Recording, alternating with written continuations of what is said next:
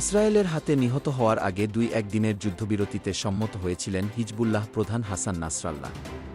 লেবাননের পররাষ্ট্রমন্ত্রী আবদুল্লাহ বু হাবিব সিএনএনকে জানিয়েছেন যে হিজবুল্লাহ নেতা হাসান নাসরাল্লাহ ইসরায়েলের হাতে নিহত হওয়ার কয়েকদিন আগে ২-১ দিনের একটি যুদ্ধবিরতিতে সম্মত হয়েছিলেন।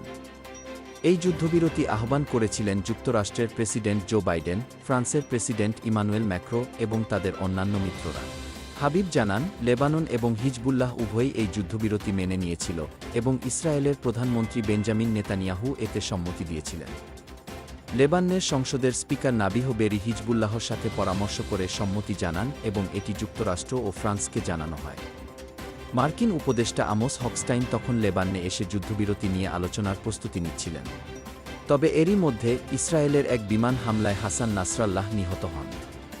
তার মৃত্যুর ঠিক একদিন আগে যুক্তরাষ্ট্র ও অন্যান্য মিত্ররা ২-১ দিনের যুদ্ধবিরতির আহ্বান জানিয়েছিল, যাতে কূটনৈতিক প্রচেষ্টা সফল হয় এবং সীমান্ত উত্তেজনা কমানো যায়।